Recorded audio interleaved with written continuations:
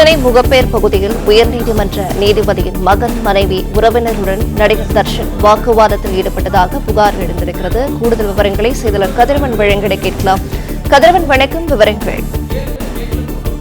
Big pass நிகழ்ச்சியின் மூலம் பிரபலமானவர் தர்ஷன்.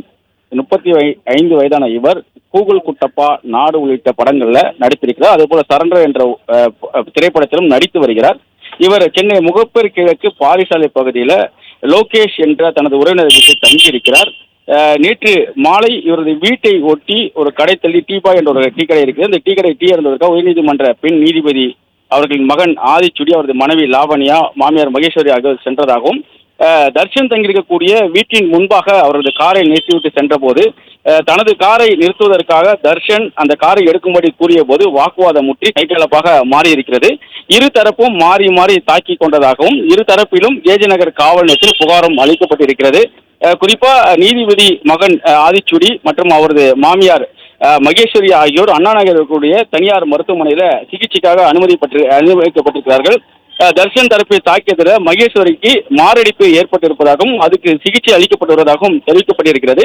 அதே போல தர்ஷன் தரப்பிலும் நேற்று ராஜ் கிளினிக் என்ற ஒரு மருத்துவமனையில முதல் உதவி சிகிச்சை பெற்று புகார் அளிக்கப்பட்டிருப்பதாகவும் தெரிவிக்கப்பட்டிருக்கிறது. தற்போது ஜேஜே நகர் காவல்துறையினர் இது தொடர்பாக விசாரணை நடத்தி தர்ஷன் மற்றும் லோகேஷ் மீது பெண் வன்கொடுமை உள்ளிட்ட 3 பிரிவின் கீழ வழக்குகள் பதிவு செய்திருக்கிறார்கள். அதே போல தர்ஷன் தரப்பில் கொடுத்த புகாரின் அடிப்படையில் பெண் நீதிபதி மகன் ஆதிச்சுடி மற்றும் அவரது மனைவி லாவண்யா, மாமியார் மகேஸ்வரி ஆகியோர் மீது 2 பிரிவின் கீழ வழக்குகள் பதிவு செய்யப்பட்டிருக்கிறது. லோகேஷ் மற்றும் தர்ஷனிடம் தற்போது ஜேஜே நகர் காவல் நிலையத்தில் வைத்து விசாரணை நடைபெற்று வருவதாகவும், விசாரணைக்கு பிறகு அவர்கள் கைது செய்யப்படுவார்கள் என்றும் காவல்துறை தரப்பில் தெரிவிக்கப்பட்டிருக்கிறது. லாவண்யா, அதாவது கர்ப்பிணி பெண்ணாக இருக்கக்கூடிய லாவண்யாவை கையை முறித்து தாக்கியதாகவும், அதே போல மாமியார் மகேஸ்வரியை தாக்கியதாகவும் அவர்கள் கொடுத்த புகாரின் பேரில் இந்த வழக்குகள் பதிவு செய்யப்பட்டிருப்பதாகவும் தெரிவிக்கப்பட்டிருக்கிறது. இந்த வழக்கின் அடிப்படையில் விசாரணை பின் தர்ஷன் மற்றும் லோகேஷ் கைது செய்யப்படுவார்கள் என்று காவல்துறை தரப்பில் தெரிவிக்கப்பட்டிருக்கிறது. அதே போல தர்ஷன் தரப்பிலும் நேற்று 100க்கு 4 முறை தொலைபேசி மூலமாக தொடர்பு கொண்ட போதும் போலீசார் வந்துட்டு தொலைபேசியை எடுக்கவில்லை என்றும், அவர்கள் அதுவரை தங்களை வாக்குவாதத்தில் ஈடுபட்டு தங்களை தாக்கியதாகவும் ஒரு குற்றச்சாட்டை முன்வைத்திருந்தார். அது குறித்தும் தர்ஷனிடம் தற்போது விசாரணை நடைபெற்று வருவதாகவும் காவல்துறை தரப்பில் தெரிவிக்கப்பட்டிருக்கிறது.